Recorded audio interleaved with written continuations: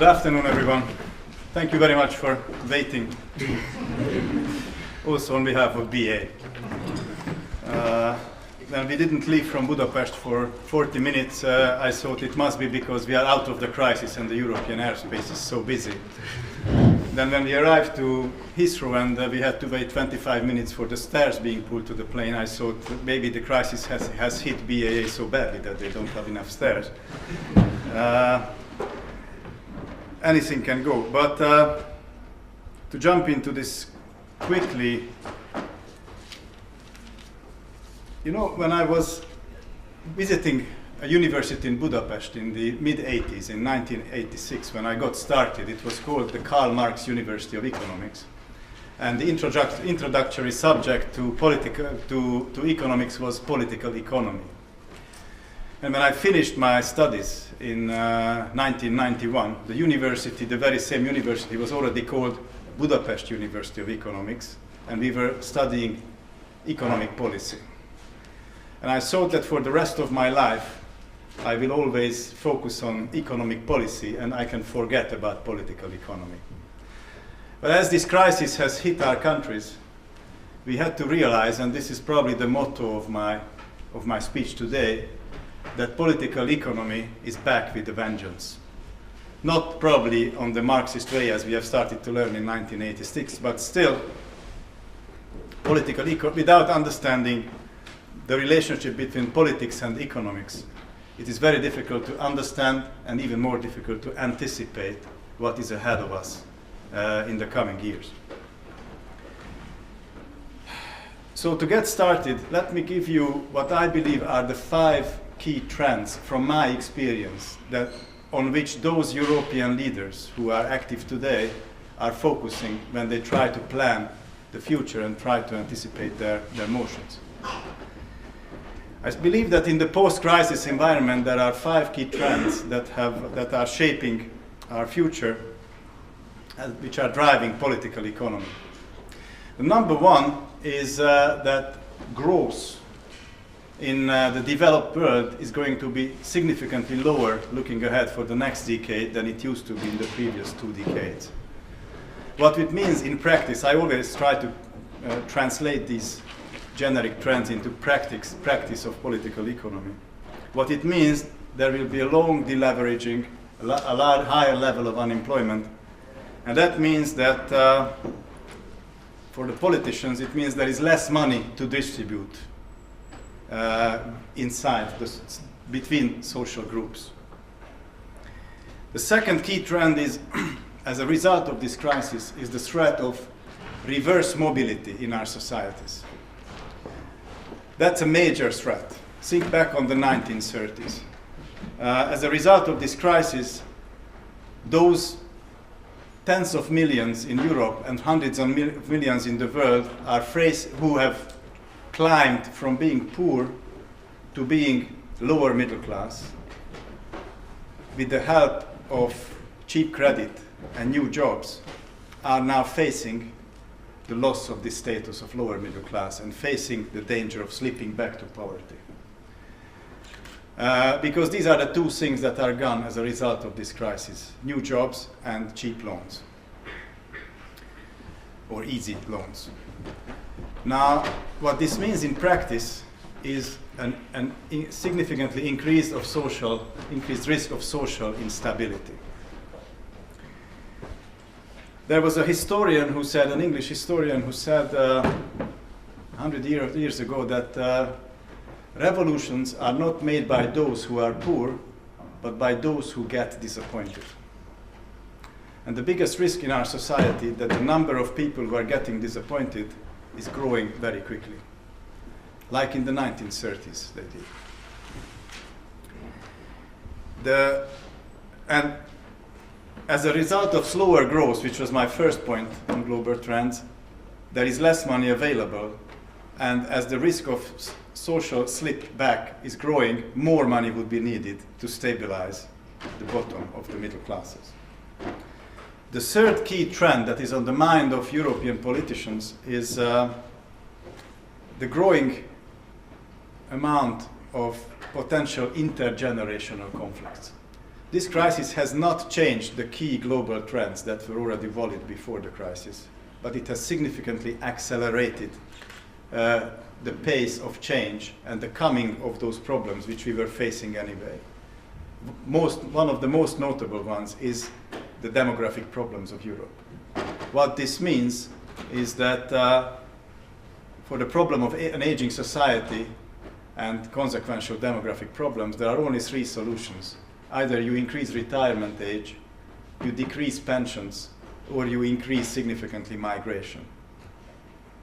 There is a calculation that if Europe wants to keep its current active to inactive ratio, including the educational distribution of jobs, Europe should increase its migration compared to today's 4 to 5-fold in the coming decades.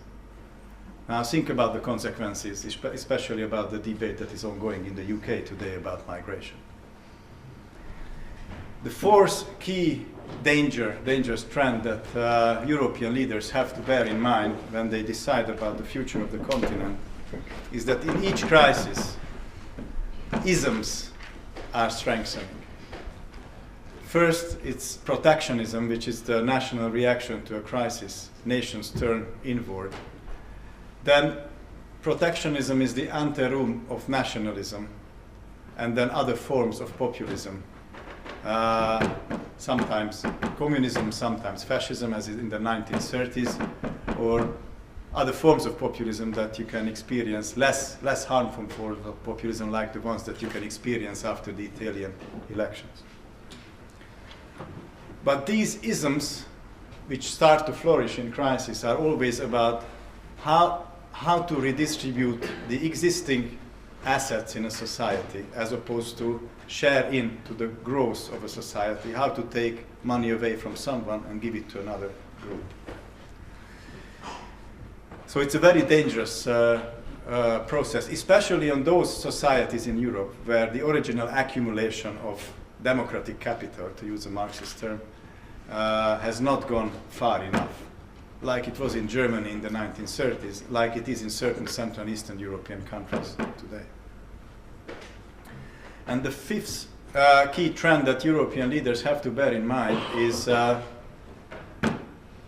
impact of global rebalancing has significantly been accelerated. The loss of global clout of the developed world, and most notably Europe, has accelerated a lot.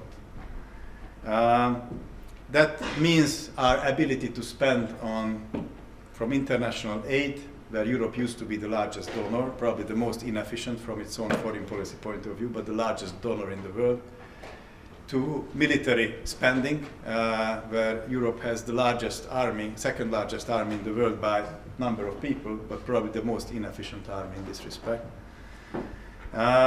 So the global influence of the European continent, as we call it, or the European Union, unless we are able to turn around our ratio of spending on these issues, will definitely diminish, and that will reduce our ability to represent our interest in the face of new emerging powers. So these are the five key trends that European leaders have to bear in mind when they face the future. Most of these trends, except the demographic one, are also true for the United States, but each of them are more true for Europe than the United States or other parts of the developed world. Now, if you try to put these trends in context, then we should look at the raison d'être, the reason to exist for the European Union. And this reason to exist has changed a lot during the last 60 years. When Europe was established, it was primarily established to avoid war, to avoid another war. One historian said that in the world, all federations have been created to fight an external enemy, except in the European Union, where the European Federation was created against itself, against its bad habit to go to war in every 20, 30 years. Now, this project was so successful that very quickly Europe turned to establish the welfare state, a very special model in the world, which doesn't exist anywhere else. It's very special. Whether it can be successful long term is a big question mark at the moment, but it was established and it has operated for a couple of decades. Now, this welfare state is unique. I have been talking to a fund manager a year ago in the US, and he told me, if you go to the US, everything is about more profit. If you go to Asia, everything is about more jobs. If you go to Europe, everything is about more welfare. Well, it's an interesting and probably exaggerating idea, but definitely there is something to it, and that is something we need to face. However, the welfare state period was very successful for a couple of decades, but in the early 1990s, Europe had to face two new challenges. One was very successfully solved. This was Europe becoming unipolar after the collapse of the Soviet Union.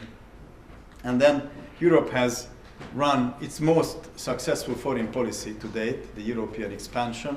In 15 years, it has enlarged Europe, practically following the advice of Catherine the Great, Tsarin of Russia, who said a couple of hundred years ago that I cannot protect my borders but to expand them.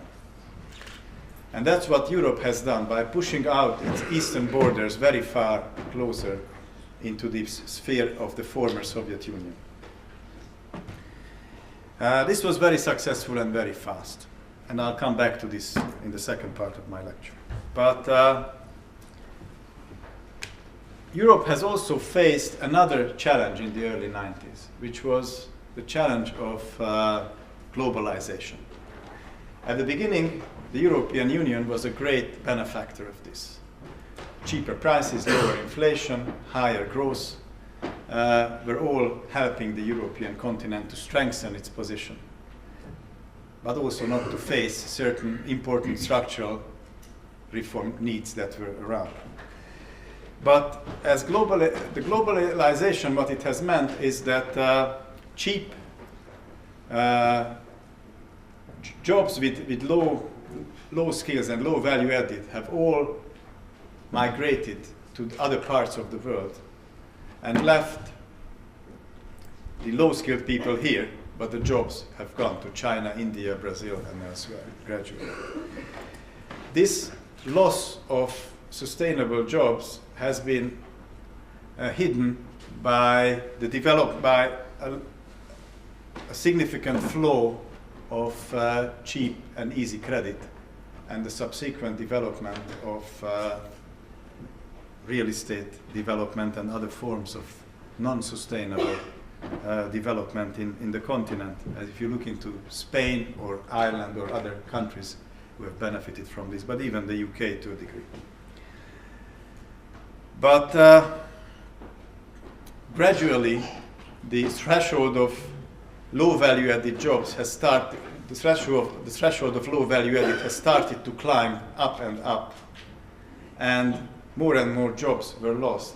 And subsequent investment and technology has also left the continent and went into other parts of the world. And Europe has been delayed, except for the northern part, in finding an answer to this problem. So in the early 2000s, Europe has started to face the loss of competitiveness. This was the time when, in the mid-early 2000s, President Barroso have said, if things continue this way, the United States is going to be the innovation center of the world. China is going to be the manufacturing center of the world. India is going to be the service center of the world. And Europe is going to be the museum of the world. So Europe has developed the so-called Lisbon Programs, which had high ambitions and extremely low performance. I just give you one example of this limited success of this program. If you take 2005 as a starting base for the major regions in the world, and take each region's GDP 100 in 2005, then in 2010, Europe's GDP was 104 compared to 2005, which at least we were growing despite the crisis. The US was 105. So although our ambition was to overtake them, like that of Khrushchev in the 1960s. But at least we only got left behind by 1 percentage point in growth terms in 5 years. So it's not that bad. But during the same period of time, India has gone from 100 to 107. Sorry, Brazil has gone from 100 to 107. India has gone from 100 to 145. And China has gone to 167 in the same 5 years. So while we were growing, others were catching up much faster as we. So that sort of growth problem was there well before the crisis. And given that after the crisis we are going to face a strong, long deleveraging, a long, slow growth period, this change of balance is accelerating. So before the crisis, Europe had a major structural problem in competitiveness. And except for Germany and maybe a few countries in the north, like Sweden and Finland, most of the countries did not address this.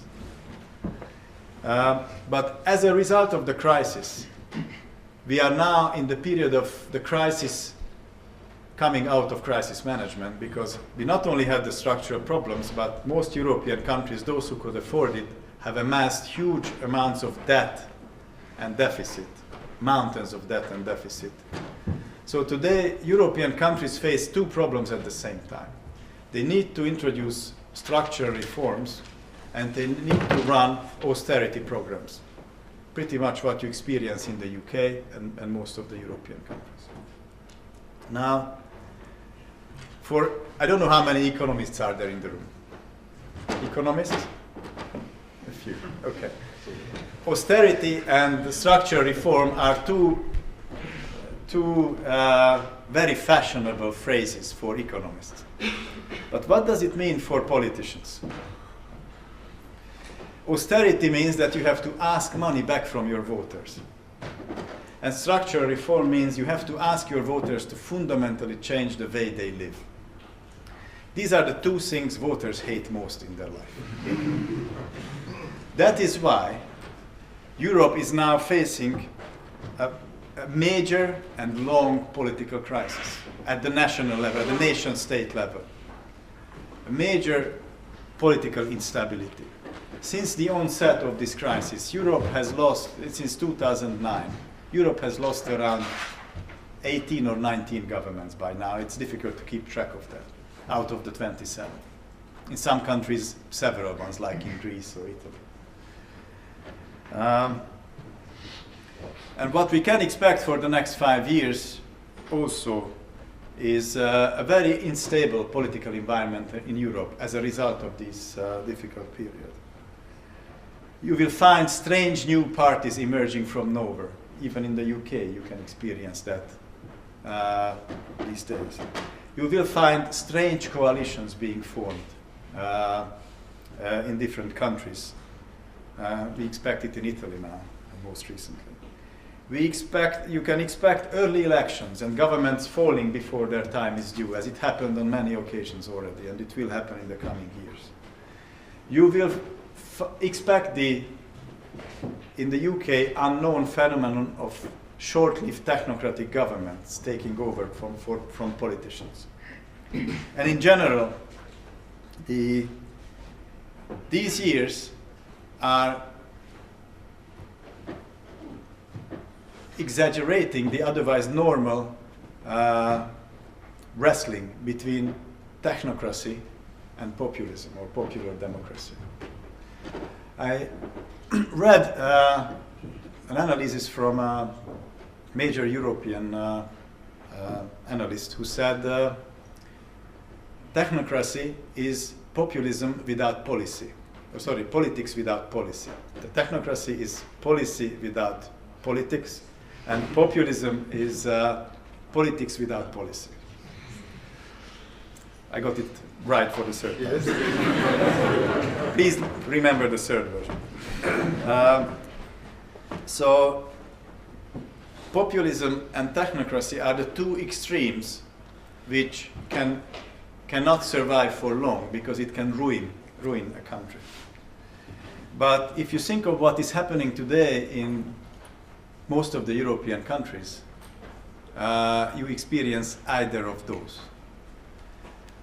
And what is slowing down Europe today is that major countries are facing existential decisions.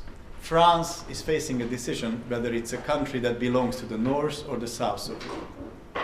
And it's a real existential decision for France. Italy has to make this decision within itself, whether it's the south or the north of Italy that rules the country. The UK has to decide whether it's the most western Atlantic member of the European Union or the closest western neighbor of the European Union. Germany is facing an election where the German society, it seems from the polls, wants a green-red coalition led by Angela Merkel, which is not an easy solution. And we could go on and on analyzing those existential dilemma for most of the European countries. So, can you call it a crisis of democracy in Europe? I'm not sure. In certain countries where the original accumulation of democratic capital is not strong enough, where the political culture, democratic political culture is not strong enough, it can become a crisis of democracy. But otherwise, what is happening is probably not a crisis, but a feature of democracy. A feature of how democracy is operating in a crisis situation. Now, so at the nation level, at the national level, what you experience is a political crisis. But there is another crisis at the all-European level. The global crisis has highlighted that what we have here is a crisis of the European integration as well. Because this integration has been a half-hearted, half-considered, half-explained, and half-finished integration. This was genetically coded into the structure of the European Union when it was established. The founding fathers realized that Europe cannot go with one major leap into a United States of Europe, and probably that's not what they wanted anyway. But what they saw that Europe will develop from crisis to crisis, like in the great book of Isaac Asimov, The Foundation, which was written in the 50s when Europe was at the foundation. Europe was developing from crisis to crisis, and by solving one crisis, it has always sown the seeds of the next crisis.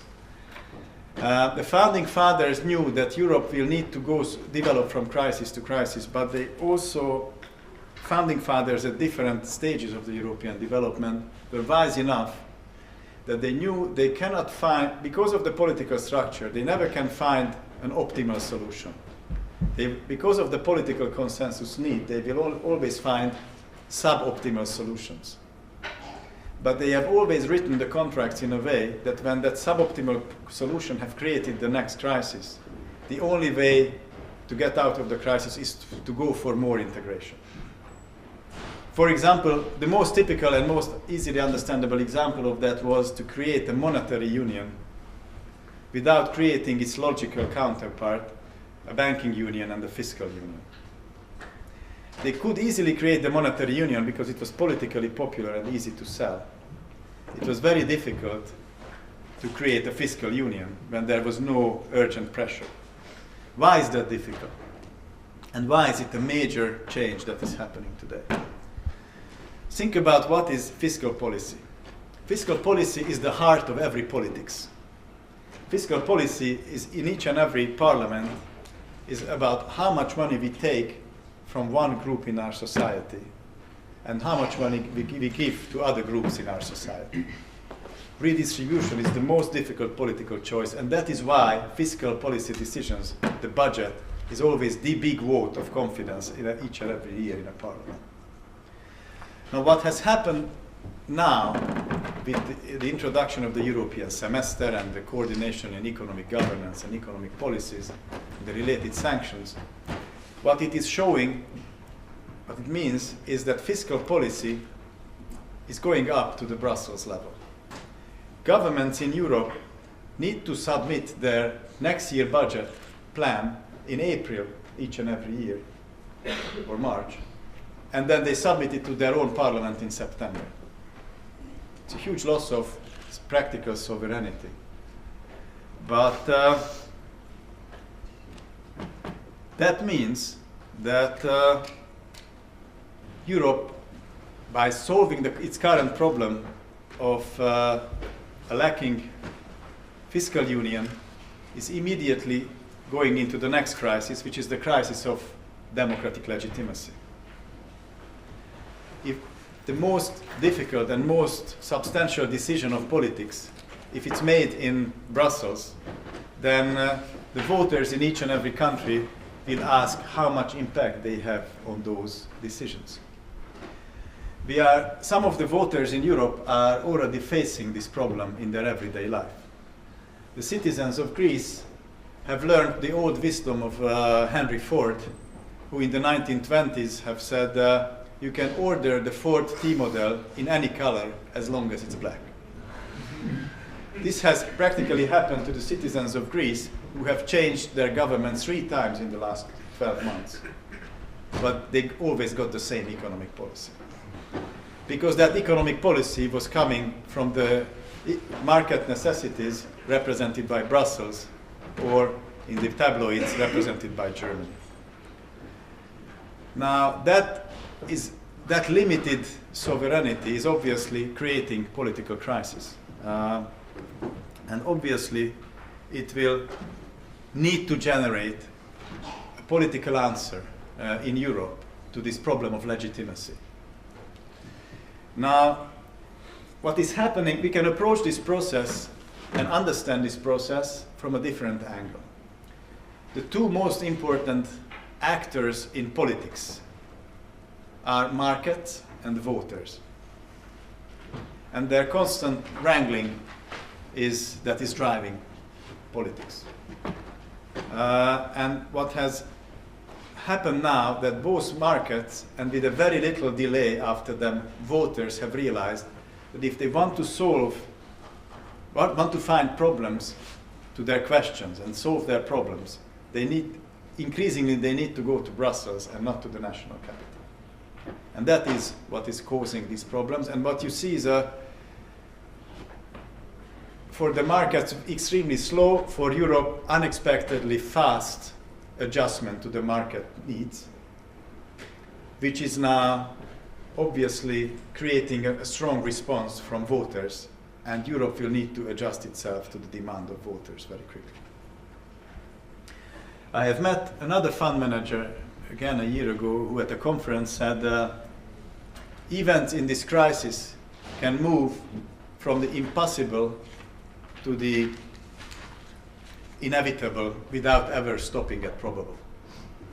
And that is clearly what has happened in terms of Europe. Who would have thought 3 or 4 years ago that this kind of European concentration of economic and fiscal power could happen?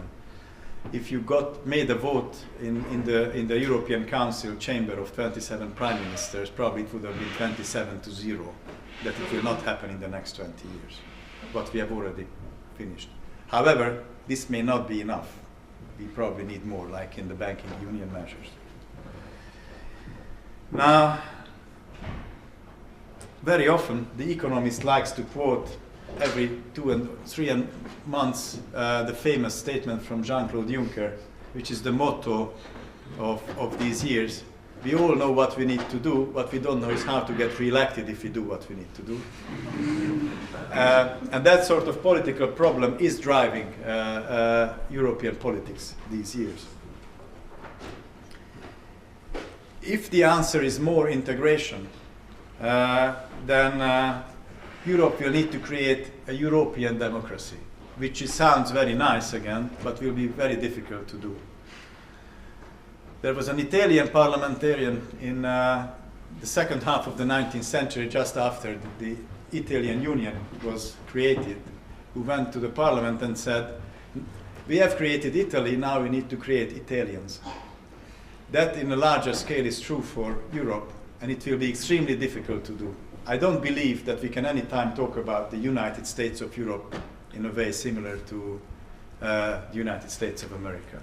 Europe is famous for its national identities, strong roots, and I cannot see in 100 years' time or 200 years' time Europe losing its national identities. We need to find our own way to these democratic problems. But we need to find ways of stretching the current limits of European integration, because the only way forward from this crisis is more integration. And I would expect that the answer to the current different levels of development will be a two-speed or multi-speed Europe. And I can only hope that the second speed will not be reverse gear, because that's also a possibility for many member states. But in order to go further with solving the European problems, it's not enough to write about the technocratically possible economic solutions to the current crisis. If you read the UK press, The Economist or the Financial Times or others, very often you find that high-quality journalists and commentators do not understand that there are very obvious solutions to these problems. Why don't Europe leaders accept these realities and make the change? And unless you analyze the politics, the popular behavior in this, you cannot find an answer to this. So the question is, how can you find a politically viable and economically sound solution to these problems? Let me just give you a quick sort of how a political economy-wise correct solution could be found. It's a rough example. You need to ask politically 4 questions and give answers to them. Number 1, politically you need to answer who is at fault for this crisis, who is guilty. And the first thing to accept is that everybody is guilty. Germany and France were watering down the Maastricht criteria, Greece joining the European Union on false numbers, Brussels accepting those false numbers knowingly that they are false. So everybody was more or less guilty in this. If everybody is guilty, then the political consequence that everybody will pay for that guilt. Those who have money will pay in cash, and those who don't have money will pay in austerity. And that is what is happening today. That's the number 1 Q&A. The second one is, can you realistically expect the citizens of Germany to pay another blank check, to sign another blank check without an expiry date for other countries in Europe, as they have done so many times in the past 60 years? No. Germany has got what it wanted, what it could hope from Europe. It got German integration, it got economic hegemony in Europe. It's the most prosperous country, in a large country in the continent. So why would they do that? So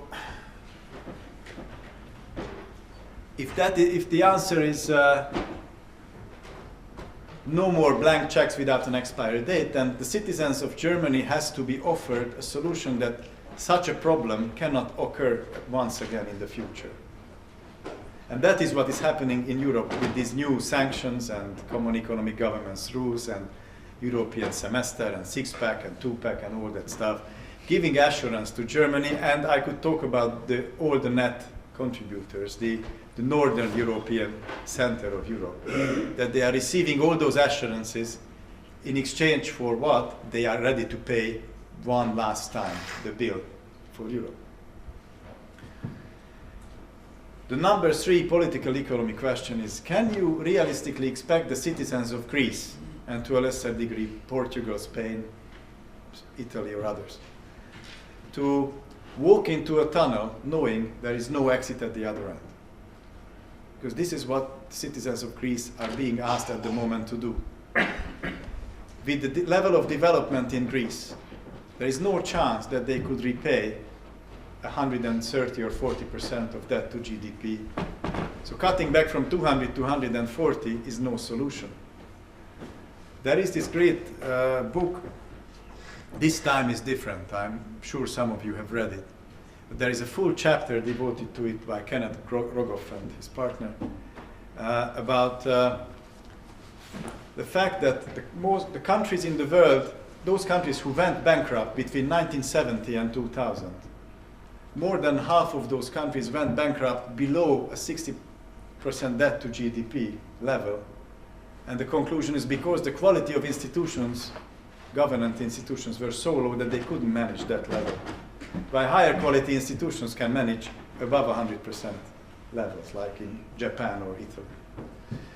So the problem that Greece, where there is a serious problem of even collecting basic taxes, and the level of industrial development in Greece cannot justify 130–40% of debt to GDP. Therefore, it is inevitable that to conditionally, in exchange for reforms and continued austerity, to cut back those public debt that is given to Greece to a reasonable 60–80% level, where there is hope, where there is light at the end of the tunnel. And if such a 10-year conditional program is running through, then at least the citizens of Greece can hope that if they do what is necessary, they will get out of trouble. Without there is no political reason why they would accept what is happening in their country. So I personally see a further significant cut of official lenders' debt to Greece inevitable in the coming years, and this is just a matter of political timing when it will happen. And the fourth and most important question to ask is, would anybody be better off in Europe or any partner of Europe if the Eurozone collapses? Because we could talk for hours, I could talk for hours about why the Eurozone has troubles, why it's a bad construction, and why it was badly done at the beginning. Would anybody be better off if it breaks up? No. There was a calculation which was later on questioned by UBS last year, which said if Greece leaves the Eurozone, it would suffer a 40–45% hit on its GDP further. But if Germany leaves the Eurozone, it would suffer a 20–25% hit on its GDP as a consequence in the coming few years. Can you imagine those numbers? Even if half of those numbers are true, even if Germany would only suffer a 10% hit on its GDP, that is wartime number. So, and that is what many leading politicians in Europe have been late in explaining to their citizens, the actual consequences of the breakup of the Eurozone, until actually Angela Merkel was the first one who started to speak very openly about that 18 months ago, roughly. But still, it has to be explained. Now, there is a problem, however, that the founding fathers of Europe have designed the European Union as developing from crisis to crisis for more integration. But they forgot to put it in the small letters attachment, precaution, that there is no guarantee that every crisis will be survived. And so while the logic is there, the functionalist logic is there behind Europe, but and we clearly see what would be logical and rational, but our history books are full of momentary lapses of reason. That's what history books are about, actually.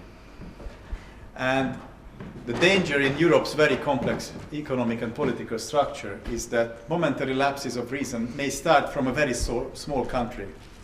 An assassin in Serbia or things like that can cause the whole continent collapse for a century.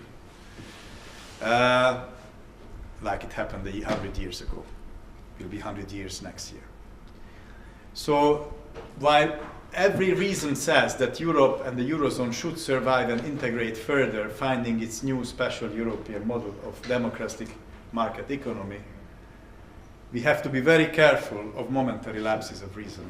And so if I were a Eurozone investor, I would keep 80% of my money in euros because I believe it will survive, and 20% I would keep in probably US dollars in my pocket because still there is a major, not insignificant risk, although I'm a strong believer of European integration.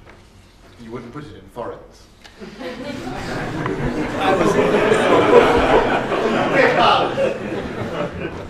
I was a bit afraid of this question being asked. And because of BA delaying, I saw that you already were very deep into the Hungarian problem, which was not on my primary agenda, but I will answer any question if you want to ask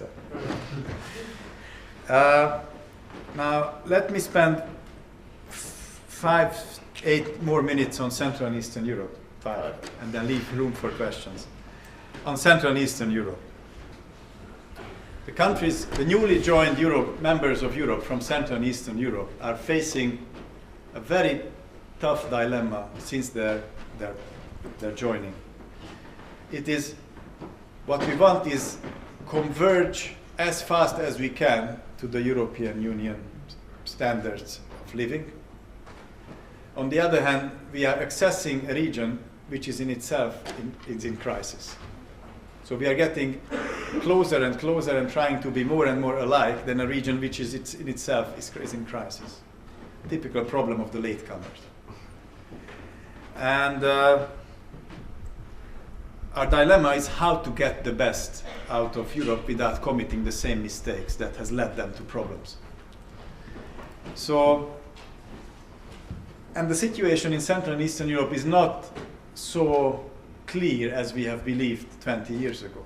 When I finished my studies at the recently converted Budapest University of Economics, Sir Ralph Dahrendorf, a German-born English scientist, came to Budapest and gave an interview and said, you can change the political regime in 6 months. You can change the economic system in 6 years, but you can only change society in 60 years. And we are in year 20 now, 1/3 of the world. And our great belief 20 years ago that it's going to be a linear process of convergence has not come true. Each and every country, if you look at the last 20 years history, has had their zigzags.